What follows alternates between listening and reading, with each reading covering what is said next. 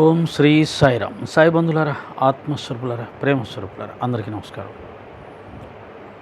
కొన్ని రోజుల క్రితం మన సోదరుడు శ్రీ సాయి సచ్చరిత్రలో ఉన్నటువంటి 15వ అధ్యాయంలో 2 బలుల కథ అని ఒకటి ఉంది కదా. నిజానికి సాయి భక్తులందరికీ కూడా ఈ 2 బలుల కథ చదివినప్పుడు బాబాగారి యొక్క సర్వ అంతర్యామిత్వము అర్థమై వారి మీద మనకు మరింత భక్తి శ్రద్ధలు పెరిగే అవకాశం ఉంది. అంటే మనుషులలో ఉన్నటువంటి అంతరంగంలో, మనుషుల అంతరంగాల్లో ఉన్నటువంటి విషయాలను గ్రహించి చెప్పేవారు బాబా. దాని ద్వారా నేను మీ అంతర్యామినై ఉన్నాను, నా నివాసం మీ హృదయ నివాసమే, నా నివాసం మీ హృదయ వాసమే అని చెప్పారు కదా. చెప్పడం వేరు, దాన్ని నిరూపించడం వేరు. మొన్న ఒక వీడియోలో చెప్పుకున్నాం. అందరూ చెప్తారు నేనే భగవంతుని చెప్పిన వాళ్ళు ఉన్నారు, మేము సిద్ధపురుషులం అని చెప్పిన వాళ్ళు ఉన్నారు, మేము ఆత్మ సాక్షాత్కారం పొందామని చెప్పిన వాళ్ళు ఉన్నారు. కానీ ఆత్మసాక్షాత్కారం పొందిన వాళ్ళు సిద్ధపురుషులు లేదా సద్గురువులు, జగద్గురువులు, అవతార పురుషులు అని చెప్పుకున్నప్పుడు వాటికి సంబంధించినటువంటి ఆ జ్ఞానము, ఆ దివ్యశక్తులు కూడా అవసరమైతే నిరూపించగలగాలి.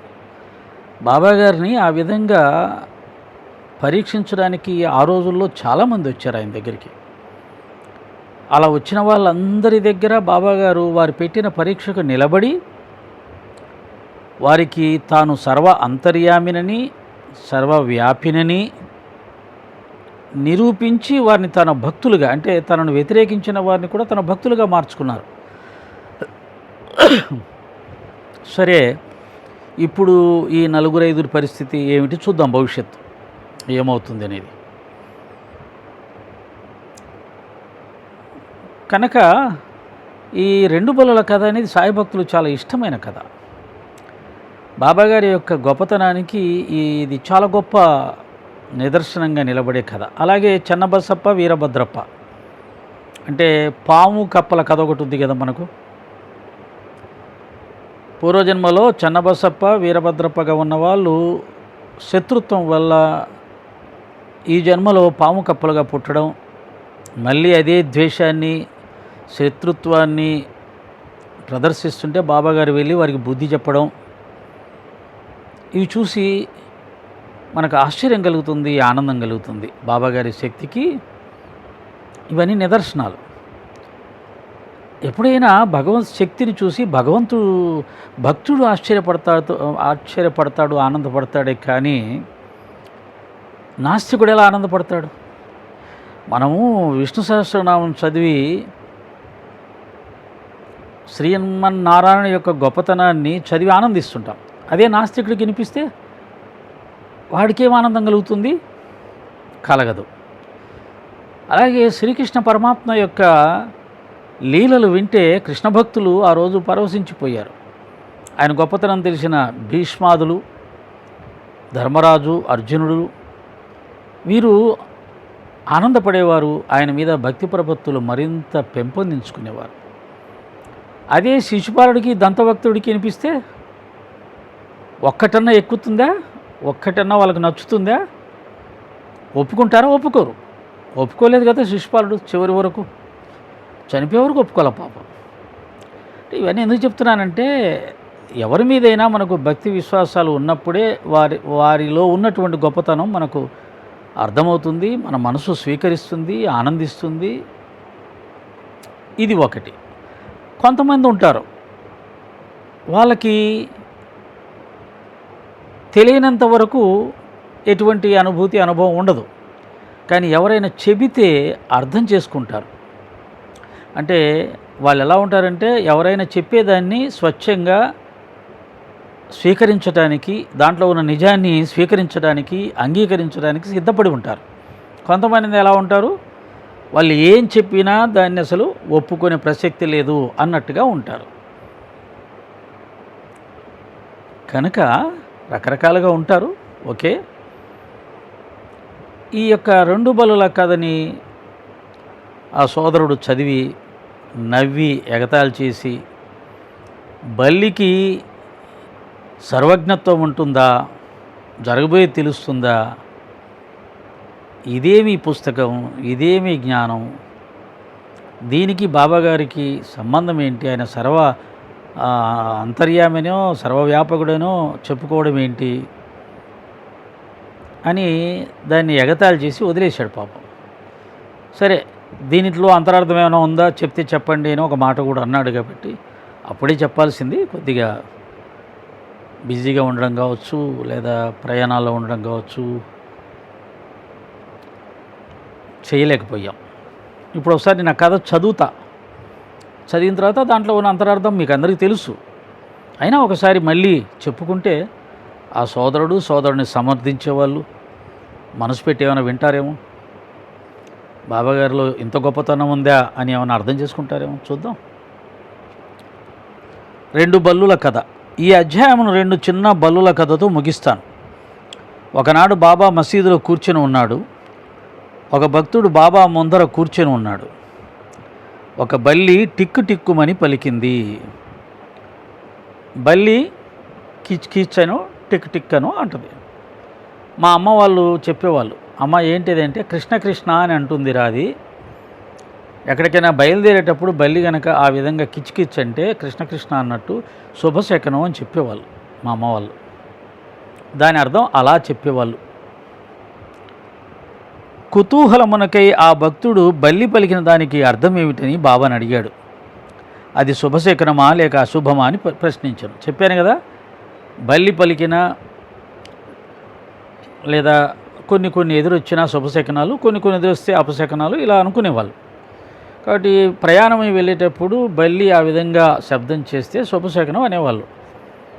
ఇతను బాబాని అడిగాడు, మామూలుగా లోకాచారంగా ఉన్నదని అడిగాడు. బాబా, కొంతమంది శుభశకనం అంటారు, కొంతమంది అపశకనం అంటారు, మీరేమంటారు అని అడిగాడు. మామూలు మనుషులైతే ఏమంటారు, అసలు వాళ్ళకి తెలిసి చెప్తారు, శుభశకనమయ్యా కృష్ణ కృష్ణ అంటుంది ఇది అని మా అమ్మలు అంటూ చెప్పేవాళ్ళు. ఒకవేళ దానికి అపశకనం అని కూడా ఏదన్నా ఎవరైనా చెప్పారనుకో, అపశకనం అయ్యా అని చెప్తారు. అలా చెప్తే మనలాంటి మామూలు మనుషులే అవుతారు కదా, బాబా ఎలా అవుతాడు? కాబట్టి మరి బాబా ఏం చెప్పాడు చూద్దాం. బాబా ఏమన్నాడంటే, అది తన చెల్లెలు ఔరంగాబాదు నుండి తనను చూడ్డానికి వస్తూ ఉంది అని ఆ బల్లి ఆనందిస్తుంది అని బాబా చెప్పాడు.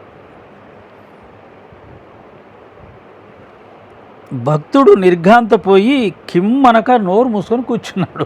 ఎందుకని ఎవరైనా అంతే కదా, శుభశకనమో అపశకనమో అనాల్సింది పోయి ఔరంగాబాద్ నుంచి దాని చెల్లెలు వస్తుందయ్యా, ఆ విషయం దానికి తెలిసి ఆనందపడుతుంది, ఆనందాన్ని వ్యక్తం చేస్తుంది అన్నాడు. ఇదేంటి, సేమ్ ఆ పిల్లవాడిలాగే ఆ పిల్లవాడికి కూడా ఇదే డౌట్ కదా, ఔరంగాబాదు నుంచి బల్లి చెల్లెలు రావడం ఏంటి?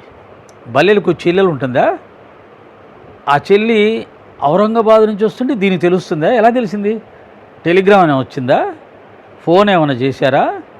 ఎలా తెలిసింది? నిర్ఘాంతపోయాడు, కిమ్మనక కూర్చున్నాడు. ఏంటి బాబా ఇలా చెప్పాడు, నేనేమైనా పొరపాటుగా అడిగానా, బాబా ఏమన్నా అనుకున్నాడా, బాబాకి ఏమైనా కోపం వచ్చిందా, బాబా తమాషా చేస్తున్నాడా, అసలు బాబా ఎందుకు ఇలా చెప్పాడు అని అలా ఉండిపోయాడు. మనమైనా అలాగే ఉంటాం, అతను అలాగే ఉండిపోయాడు. మనకు అర్థం కాదు, అతనికి అర్థం కాలేదు. కానీ బాబా సర్వజ్ఞుడు కదా, జరగబోయేది చెప్పాడు. ఇక్కడ బల్లికి తెలిసిందని కాదు, బల్లి మామూలుగానే వాటి పద్ధతుల్లో శబ్దం చేసిందంతే. కుక్కలకు కుక్క భాష తెలుస్తుంది, ఒక కుక్కకు ఒక కుక్క కమ్యూనికేట్ చేసుకోగలదు. పక్షులు ఒక పక్షి మరొక పక్షి భాషను అర్థం చేసుకోగలదు. అలాగే ఒక బల్లి మరొక బల్లి భాషను అర్థం చేసుకోగలదు. కానీ ఎక్కడి నుంచో వస్తున్న బల్లి విషయం ఈ బల్లికి తెలిసే అవకాశం లేదు. అదేమి సర్వజ్ఞత్వం దానికి ఏం లేదు. జంతువులకు ఆ జాతికి సంబంధించిన వాటికి భాష ఉంటుంది, అవి వాటికి అర్థమైంది, మనకు అర్థం కావు. మనం సంథింగ్ బట్టి విక్రమార్క ఇటువంటి కథల్లో ఆ బట్టి అనేదానికి పక్షుల భాష కూడా తెలుసు అంటారు. పూర్వకాలంలో కొన్ని కథల్లో ఇవి ఎక్కువగా చెప్పేవాళ్ళు. పక్షులు మాట్లాడుకుంటే ఆ పక్షులకి భూత భవిష్యత్తు వర్తమానాలు కూడా తెలుస్తాయి, వాటి భాష కొంతమందికి అర్థమయ్యేది అని చెప్తారు. సరే, అవి నిజమా అబద్ధం వదిలేద్దాం. కానీ మనకు భాష ఉన్నట్టే ఆ జంతువులకు, పక్షులకు అన్నిటికీ భాష ఉంటుంది. ఆయా ఒకే జాతికి సంబంధించినటువంటి వాటి భాష వాటికి అర్థమవుతుంది, అంతవరకే.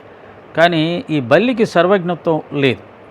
అది కేవలం ఎప్పుడూ శబ్దం చేసినట్టే ఒక శబ్దం చేసింది. అది ఆనందకరమైన శబ్దమో లేకపోతే ఇంకోటో కానీ చేసింది, అంతవరకే దాన్ని. కానీ జరగబోయేది ఏంటి?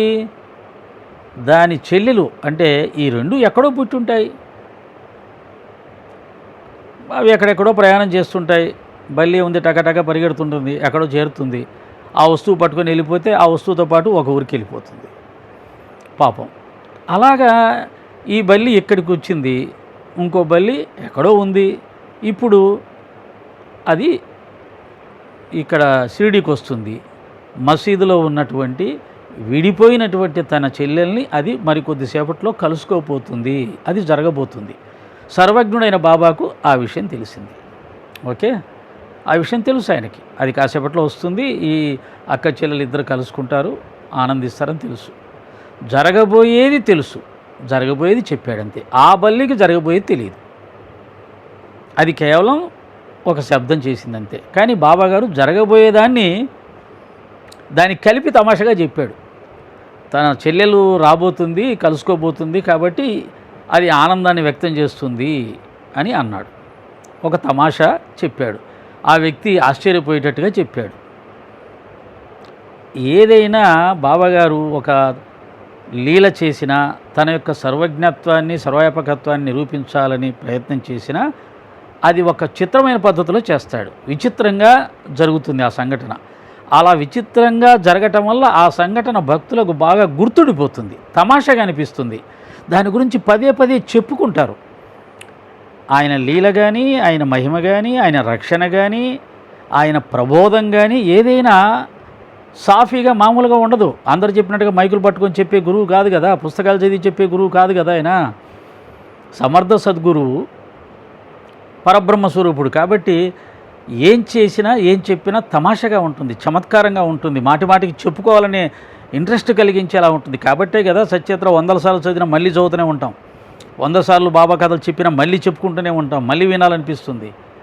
ఒక రామాయణానికి, ఒక మహాభారతానికి, ఒక గురు చరిత్రకి, ఒక సాయి సచ్చరిత్రకి ఆ విలువ ఉంటుంది. అది ఉంటేనే అవి గొప్పవి అవుతాయి కదా. కాబట్టి ఆ విధంగా జరగబోయేదాన్ని బాబాగారు చెప్పారే తప్ప బల్లికి జరగబోయేది తెలియదు. బల్లికి సర్వజ్ఞత్వం ఉందని నేను అనుకోవట్లేదు. బలిశాస్త్రంలో ఏమన్నా ఎక్కడైనా దానికి జరగబోయేది తెలుసు, దూరదృష్టి ఉంది అని ఉంటే నాకు తెలియదు కాబట్టి నేను మాటను వెనక్కి తీసుకుంటాను. నాకు దీంట్లో అర్థమైనంత వరకు బాబాకు మాత్రమే జరగబోయేది తెలుసు, దానికి తెలియదు. అది మామూలుగానే శబ్దం చేసింది. ఆ శబ్దానికి అర్థం ఏంటి అని అడిగినప్పుడు బాబాగారు జరగబోయేదాన్ని చెప్పాడు. జరగబోయేది అతనికి తెలియదు కాబట్టి అతను ఆశ్చర్యపోయాడు, నోరెళ్ళ పెట్టాడు. కానీ అది జరిగిన తర్వాత ఏమనుకుంటాడు? బాబాగారికి సర్వజ్ఞత్వం ఉంది. కేవలం అనుకోవడం, మనం అనుకుంటున్నాం ఆయన సర్వజ్ఞుడు అని కానీ, లేదా ఆయన చెప్తున్నాడని కానీ అనుకొని నిజంగా బాబాకు అంత శక్తి ఉందా అని మనం ఎప్పటికప్పుడు సందేహపడుతుంటాం. కానీ ఎప్పటికప్పుడు మన సందేహ నివృత్తి చేసి తన యొక్క సర్వజ్ఞత్వాన్ని, సర్వవ్యాపకత్వాన్ని, సర్వశక్తిమత్వాన్ని, సర్వ అంతర్యామిత్వాన్ని ఆయన ప్రతి క్షణం నిరూపిస్తున్నాడు. మనకు ఆయన మీద విశ్వాసం కల్పించడం కోసం, ఆయన మీద విశ్వాసం కలిగి ఆయన పూజించడం కోసం కాదు, ఆయన చెప్పిన ధర్మ మార్గంలో నడిచి తరించడానికి మాత్రమే సిద్ధపురుషులు, మహాత్ములు లీలలు చూపిస్తారు. దాన్ని అతడు గ్రహించలేకుండెను. బాబా చెప్పిన దాన్ని అతను అర్థం చేసుకోలేదు. కొంత తడవైన పిమ్మట ఔరంగాబాదు నుండి ఎవరో గుర్రంపై బాబా దర్శనానికి షిరిడీకి వచ్చాడు. అతడు ఇంకనూ కొంత దూరం పోవలసి ఉంది. కానీ వాని గుర్రము ఆకలి చేత ముందుకు పోలేకపోయింది. గుర్రమునకు ఉలవలు కావలసి ఉన్నాయి, ఆహారం కావాలి, దానికి ఆకలిస్తుంది. తన భుజంపై ఉన్న సంచిని తీసి ఉలవలు తీసుకుని వచ్చుటకై పోవునప్పుడు దానిలో ఉన్న ధూళిని విదిలించుకొచ్చాడు. అందులో నుండి ఒక బల్లి కింద పడి అందరూ చూస్తూ ఉండగా గోడనెక్కింది. ప్రశ్నించే భక్తునకు అదంతా జాగ్రత్తగా గమనించమని బాబా చెప్పాడు. ఏమోయ్ చూడు అని చెప్పాడు. వెంటనే ఆ బల్లి తన సోదరి వద్దకు సంతోషంతో పోయింది. చాలా కాలం పింబట అక్క చెల్లెలు ఇద్దరు కలుసుకున్నారు. ఒకరినొకరు కౌగిలించుకొని ముద్దుడుకుని. రెండు బల్లులు ఆడుకునేటప్పుడు చాలా తమాషగా ఉంటాయి. చాలా చాలా తమాషగా ఉంటుంది. ఎంత ఆనందంగా ఉంటాయో, ఎంత హుషారుగా కదులుతుంటాయో, ఒకదాని వెనకాల ఒకటి పడడం, కింద పడుతుంటాయి, పైన పడుతుంటాయి, మన మీద ఎక్కడ పడతాయి అనిపిస్తుంది. అలా ఇవి ఉన్నాయట. ఒకరినొకరు కౌగిలించుకొని ముద్దు పెట్టుకున్నారు. గుండ్రంగా తిరుగుచూ అధిక ప్రేమతో ఆడుకున్నారు. షిరిడీ ఎక్కడ, ఔరంగాబాద్ ఎక్కడ? గుర్రపురవుతో ఔరంగాబాదు నుండి బల్లిని తీసుకుని షిరిడీకి ఎలా వచ్చాడు? రాబోయే ఇద్దరు అక్క చెల్లెలను కలుసుకుంటారని బాబా ముందుగానే ఎలా చెప్పగలిగాడు? ఇదంతా బహు చిత్రంగా ఉంది. ఇది బాబా సర్వజ్ఞుడని నిరూపిస్తుంది. ఇక్కడ సర్వజ్ఞత్వం చెప్పారు, సర్వ అంతర్యామిత్వం చెప్పాల. అంటే అంతర్యామిత్వం చెప్పాలంటే ఈ బల్లి కిచుకిచుమని అరిచినటువంటి బల్లి నిజంగానే తన చెల్లెలు రాబోతుందని తెలుసుకొని ఆనందించి ఉంటే తన మనసులో భావాన్ని గ్రహించడం వల్ల బాబా సర్వ అంతర్యామి అనేది ఇక్కడ మనం అప్లై చేయడానికి అవకాశం ఉంటుంది. కానీ అది చెప్పలేదు కదా ఆయన. జరగబోయేదాన్ని గ్రహించాడు కాబట్టి సర్వజ్ఞుడు అని చెప్తున్నాడు అనమాట. కాబట్టి ఈ సర్వజ్ఞత్వం చెప్తుండడం వల్ల జరగబోయేదాన్ని చెప్తున్నాడు, కానీ దాని మనసులో ఉన్నదాన్ని చెప్పలేదు. దాని మనసులో అది లేదు, దానికి తెలియదు. బట్ జరగబోయేది మాత్రమే బాబాకు తెలుసు కాబట్టి సర్వజ్ఞుడు. అది తన యొక్క సర్వజ్ఞత్వాన్ని, సర్వవ్యాపకత్వాన్ని, సర్వశక్తిమత్వాన్ని, సర్వ అంతర్యామిత్వాన్ని ప్రతిసారి తన దగ్గరికి వచ్చిన భక్తులకు అనుభవంలోకి వచ్చేలాగా చేసేవాడు. ఆ విధంగా సాయినాథుల వారు సాక్షాత్ పరబ్రహ్మ అని ఆనాటి భక్తులు గుర్తించారు. ఆయన్ని అఖిలాండ కోటి బ్రహ్మాండ రాజాదిరాజ యోగిరాజ పరబ్రహ్మ అని కీర్తించారు. ఊరికనే కీర్తించాల. ఈ 4 లక్షణాలు ఆయన ప్రతి క్షణం భక్తులకు అనుభవంలోకి తీసుకొచ్చాడు. అలా తీసుకొచ్చిన గురువులందరికీ ఆ శక్తి ఉంటుందని అనుకుంటాను. సద్గురువులకి సద్గురువులకి జగద్గురువులకి ఆ శక్తి ఉంటుంది. కానీ అందరూ ప్రదర్శించరు. రాముడు ఎటువంటి లీలలు ప్రదర్శించాలి, ఆయన పరబ్రహ్మే. కృష్ణుడు ప్రతి క్షణం లీలలు ప్రదర్శించాడు, ఆయన పరబ్రహ్మ. అలా గురువులలో కూడా, సద్గురువుల్లో కూడా అందరూ లీలలు ప్రదర్శించరు. రమణ మహర్షి గారు ఏమీ ప్రదర్శించాల, రామకృష్ణ పరమహంస గారు ఏమీ ప్రదర్శించాల, బాబా గారు ప్రదర్శించారు. అది అవసరం. ఈయన అవతార కార్యం వేరే ఉంది కాబట్టి, ఆయనకు ఆ బాధ్యత ఉంది కాబట్టి, భక్తులను ధర్మ మార్గంలో నడిపించాలి కాబట్టి, తాను పరబ్రహ్మ దైవము అనే నమ్మకం వారికి కల్పించి, తాను చెప్పే ప్రబోధాలని వారు ఆచరించి, వారు తరించడమే కాకుండా సమాజంలో శాంతి సౌభాగ్యాలు విలసిల్లేలా అందరూ ప్రవర్తించాలని ఆ కారణంతో, ఆ లక్ష్యంతో వారు ఆ విధంగా ప్రదర్శించారు. అంతేగాని సిద్ధులు ప్రదర్శించి శిష్యుల దగ్గర డబ్బులు వసూలు చేసి మేడల మిద్దలు కట్టుకొని సుఖపడాలని కాదు. ఆయన జీవితంలో అది ఎక్కడ మనకు 1% కనపడదు. కాబట్టి ఆయన లీలలు ఎందుకు ప్రదర్శించారు అనేది కూడా మనం అర్థం చేసుకోవచ్చు. కాబట్టి బాబా గారిని అర్థం చేసుకుంటే బల్లి కథ అతి సులభంగా అర్థమవుతుంది. బాబానే అర్థం చేసుకోకపోతే, బాబానే అపహాస్యం చేస్తే బల్లి కథ ఎలా అర్థమవుతుంది? బాబా దగ్గరికి వచ్చిన మహామహులు, సిద్ధపురుషులు, మహాత్ములు, విద్యావేత్తలు, మేధావులు, పండితులు, ఉన్నతాధికారులు, వారి కథే మనకు అర్థం కావట్లేదు. ఇక బల్లి కథ ఎలా అర్థమవుతుంది? కాబట్టి అర్థం చేసుకోవాలని మనసుంటే అన్నీ అర్థమవుతాయి. ఎందుకంటే ఆయన మీద వీడియోలు చేస్తున్న వ్యక్తి సామాన్యమైన వ్యక్తి ఏం కాదు కదా. వేదాలు, పురాణాలు, ఉపనిషత్తులు, కొన్ని శ్లోకాలు, స్తోత్రాలు అనేకం చదివి అనర్ఘలంగా ఒల్లిస్తూ ఉంటాడు కదా. కాబట్టి ఆయన కూడా కొంత గురువు దగ్గర శిష్యరికం చేశాడు. గురువు అనుగ్రహం ఉంది, పుస్తక పాండిత్యం ఉంది, అవగాహన ఉంది, అన్నీ ఉన్నాయి. అందుకే నాకు అనిపిస్తుంది వీళ్ళందరూ కావాలని చేస్తున్నారే తప్ప బాబా గొప్పతనం తెలియక కాదు సుమా. తెలిసే చేస్తున్నారు. తెలిసి ఎందుకు చేస్తున్నారా అంటే బాబా ప్రాభవం తగ్గించాలి, బాబా ప్రాభవం తగ్గించాలి, అది వారి లక్ష్యం. ఇది అర్థం చేసుకుంటే మనం కూడా హ్యాపీగా ఉండొచ్చు. ఓకే, సాయిరామ్.